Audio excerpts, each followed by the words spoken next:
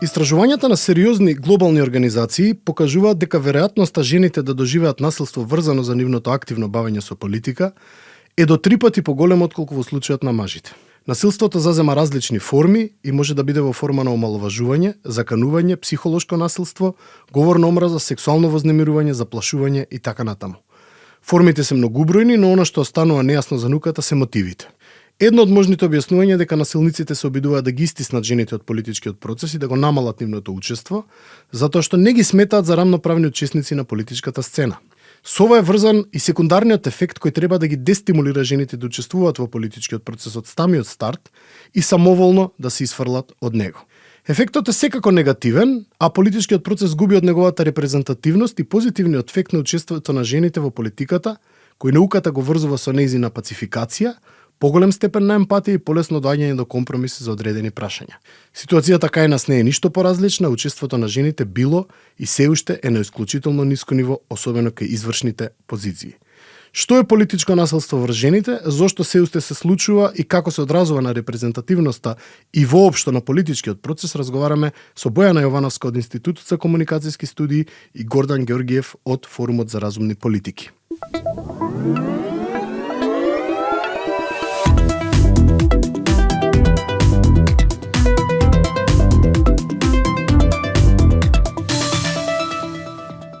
Да почнеме од почеток. Што е родово базирано насилство, кои се неговите форми и како да ги препознаеме? Често погрешно се идентификува само со непристојни коментари, директни вербални напади, но родовото базирано насилство има и посуптилни форми.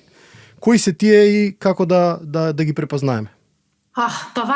Родово базираното насилство генерално, по дефиниција, значи насилство врз жени, поради тоа што се жени. Значи, тука родовата компонента е она која што ја прави разликата помеѓу други форми на насилство. И сега за родово базирано насилство имаме различни форми од, физичко, психолошко, економско и така натаму. Меѓутоа, она што е значајно во однос на жените во јавниот дискурс е различните форми на вознемирување. А овде можеме слободно и да го ставиме и говорот на омраза, бидејќи сепак представува една форма на вознемирување на жените. Секако. И сега, она што е проблематично е токму тоа препознавањето, бидејќи, да речем, од моето искуство, бидејќи доста работев на истражување на како медиумите го прикажуваат насилството, односно колку не го препознаваат. Така што можам слободно да кажам дека тргнувајќи од самите медиуми и публиката, односно општата популација недоволно го препознава и не само што не го препознава доволно, туку многу често го нормализира и го одобрува, као целта ги оправдува средствата, дека никогаш не се сети примената на насилство. Класично физичко насилство, кое што барем во јавниот дискурс е и од жените и од мажите јавно осудувано и санкционирано, но зборуваме и за јас повеќе би сакал за овие невидливи насилства. Значи структурна дискриминација, вербално насилство, невербално насилство, тоа се познати практично практики во светот, особено во помалку развиените држави. Сега ако би зборуваме за јавниот простор, тука би рекол дека социјалните медиуми имаат огромна негативна улога, бидејќи се мултиплицира негативниот тип на насилство кон жените особено. Добро, жените во политиката се и почесто, но и поинаку напаѓани од мажите, не дека и на мажите не им се случува. Според една студија на Вестминстер Фондацијата за демократија, 44% од испитаните политички активни жени во 39 држави пријавиле закани од смрт, силување или грабнување. Со социјалните мрежи упатувањето на вакви закани е полесно од кога било, а може и да се направи анонимно, што внесува една застрашувачка димензија во целата работа.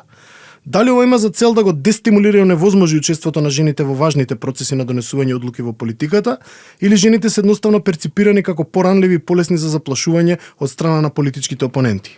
Мислам дека мојот впечаток е, анализирајќи Македонија и Балкан, дека не е тоа директен порив или стратегија за дестимулација на жените, повеќе инстинктивно. Так. повеќе структурално или да речеме машки во пежоративна смисла на зборот.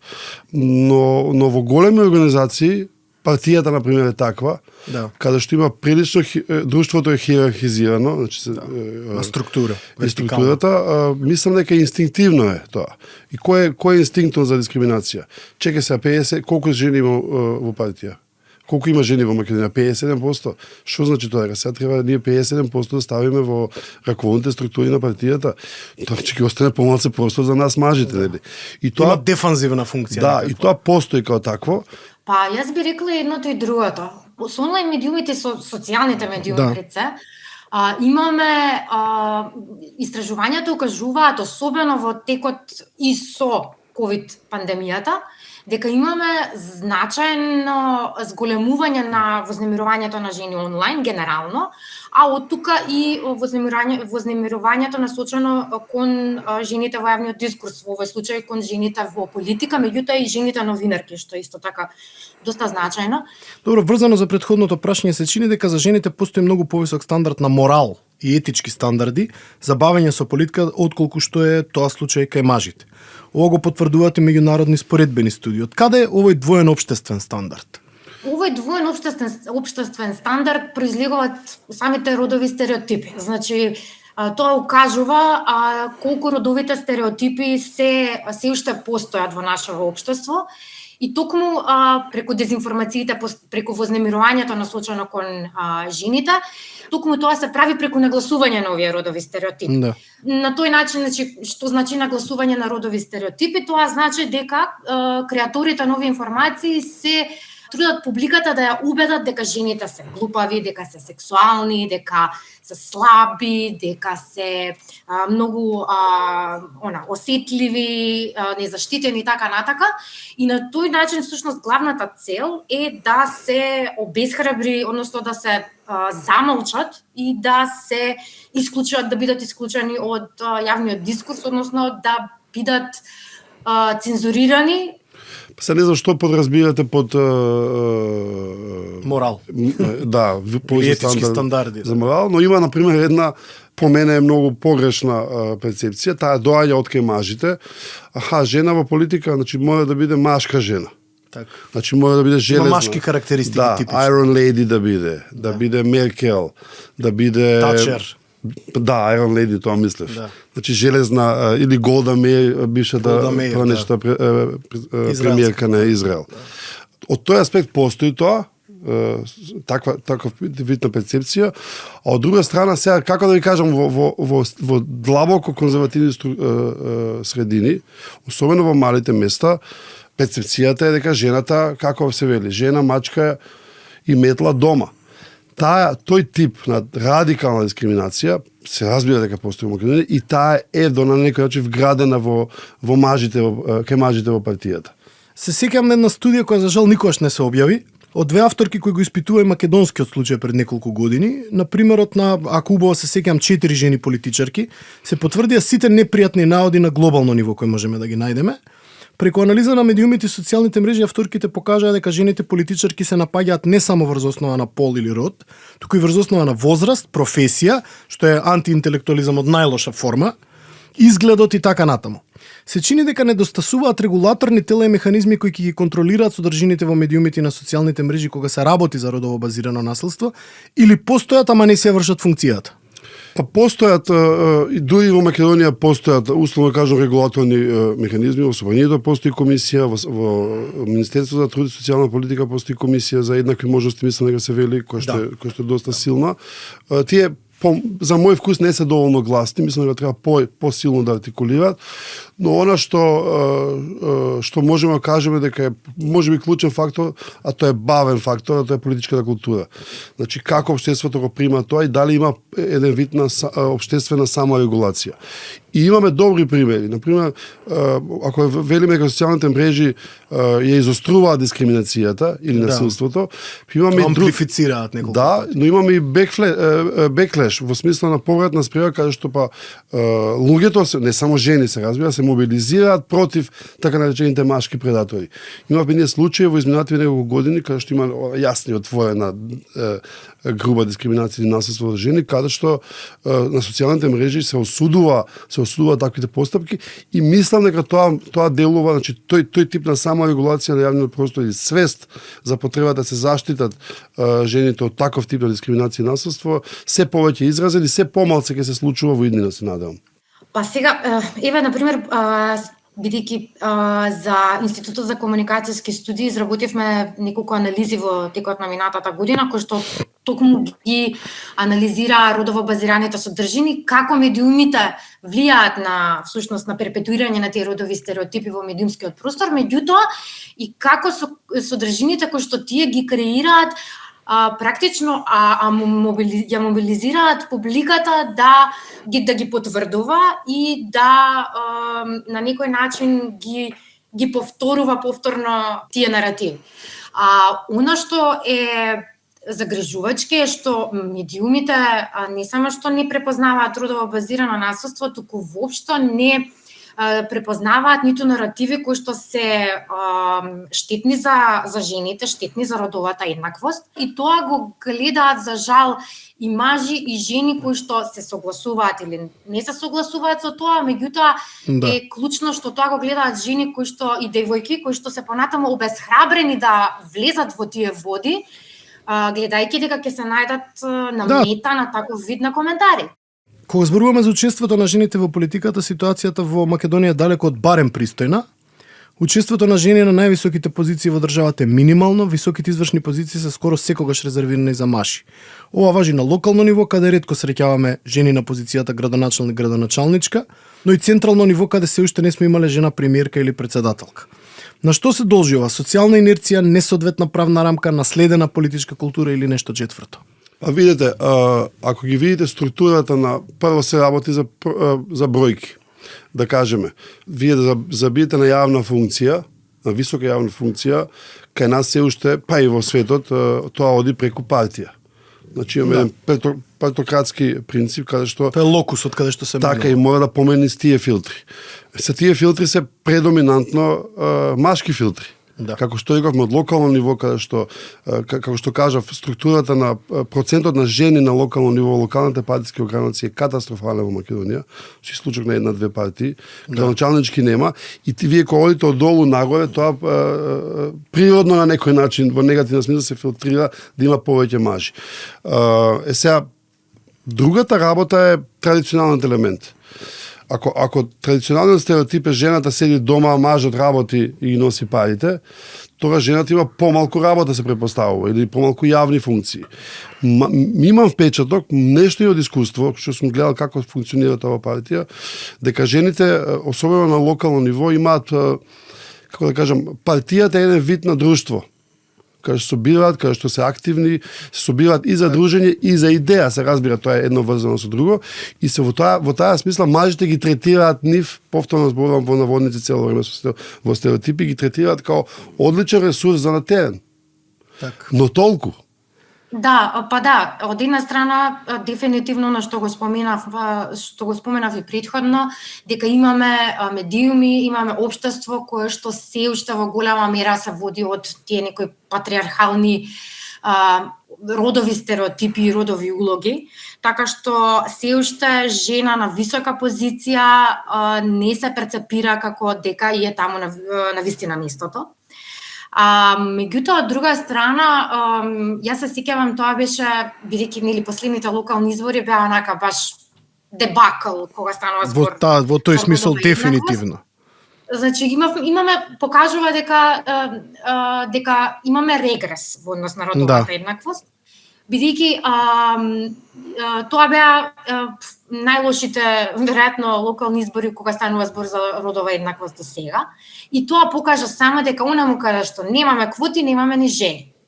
Да. И сега тоа, во принцип, се должи прилично на самите политички партии, бидејќи многу добро знаеме како тие калкулираат кога станува збор за вклучување на жени на нивните листи.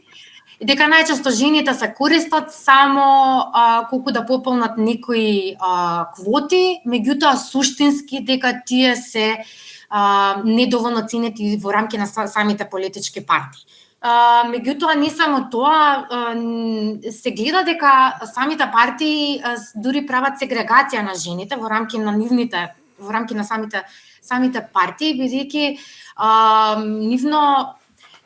нивно ставање во клубови, во форуми, каде што ќе си ги тераат женските работи или во наводници, само значи дека дај да ги тргнеме нивна страна, ние да си ги тераме машките работи, односно изолација некаква, да. Така да, тоа од една страна на жените нели им дава некако видна, окей, сега ние ќе се собереме и ќе имаме тука некаква женска солидарност и ќе дискутираме за важни теми во општеството, меѓутоа знаеме дека на крај одлуките се односат врз основа на што она ќе го одлучат мажите во рамки на генералните структури на самата партија. Така. Сега едно помалку провокативно прашање, дали квотата од најмалку 1/3 жени на изборните листи предвидена со изборниот законник е доволна?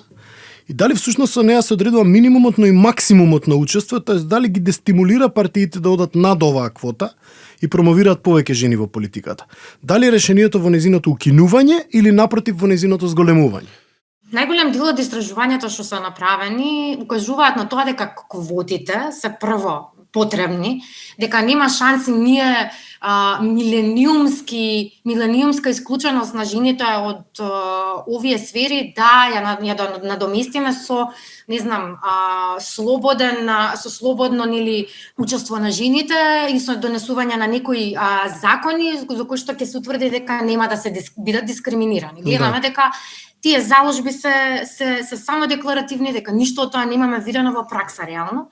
Така што не само што се потребни квотите, туку и дефинитивно потребни не се 50-50 квоти, што од една страна ќе ги стимулира и мажите, меѓутоа и ќе ги охрабри жените за нивно учество и ќе им даде глас, ако ништо друго.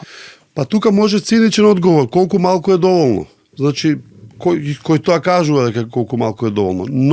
Но резултатите покажуваат дека и на светско ниво дека квотите се полезни.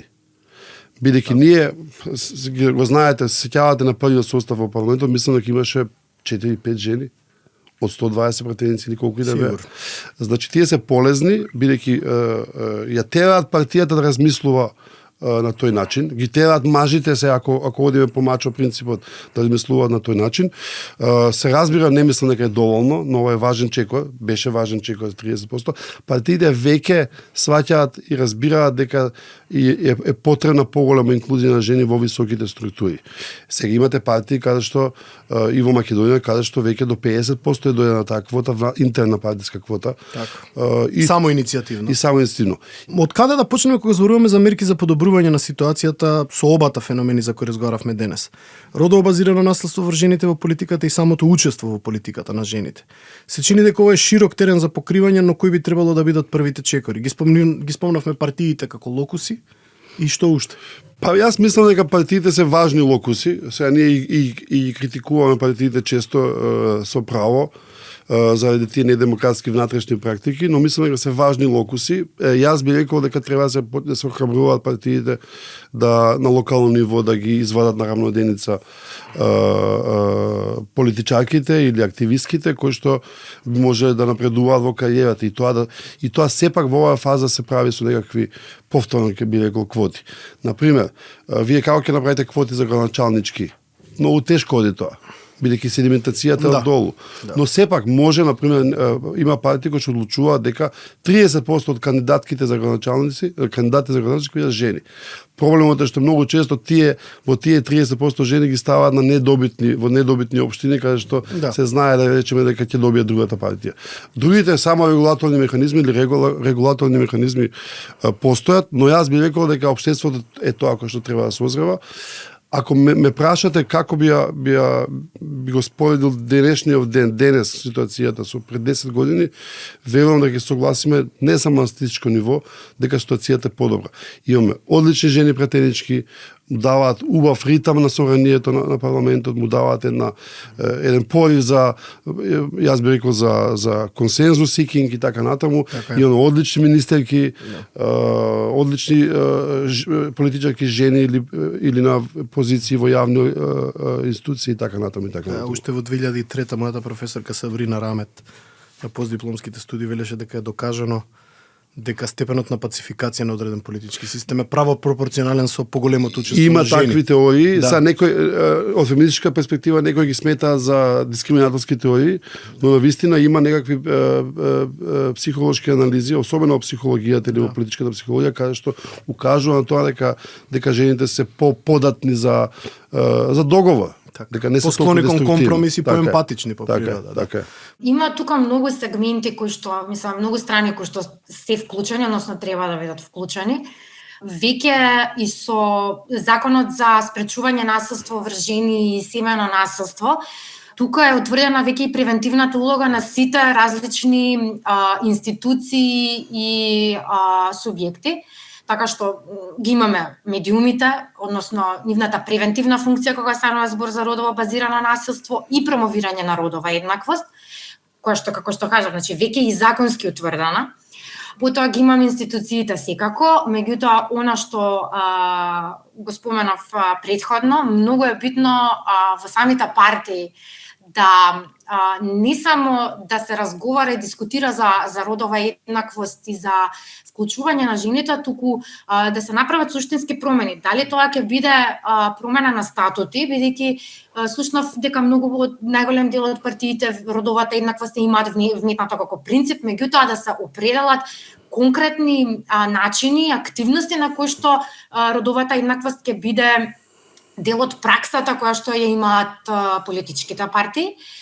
Дали ќе, не знам, ќе имаат некои стратешки планови, акцијски планови со конкретни активности, меѓутоа мора на тоа ниво да се почне, зборувам кога станува збор за политичкото учество, а понатаму да ги имаме медиумите како нивни сојузници кои што ќе не само што ќе креираат содржини за промовирање на родовата еднаквост, меѓутоа и преку регулација и преку активности за подигање на свеста на јавноста, за кои се придобивките од ова, а кои се негативните последици кои што може да ги има целото општество доколку се оди кон нормализирање на насилство и на нормализирање на нееднаквостите. Наместо заклучок неколку суви податоци. Во 2009 година во Република Северна Македонија на локалните избори биле избрани точно 0 градоначалнички. Во 2013 на локалните избори биле избрани точно 4 градоначалнички. Во 2017 година на локалните избори биле избрани точно 6 градоначалнички. Во 2021 година на локалните избори биле избрани точно 2 градоначалнички. Во 2017 година на локалните избори процентот на избрани советнички бил 29,8%.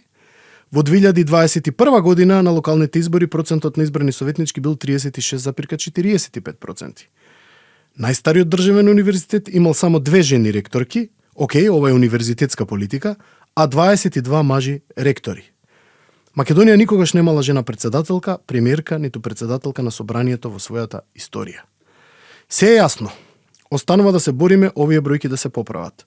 До тогаш ве поздравува вашиот подкаст домаќин Ненад Марковиќ.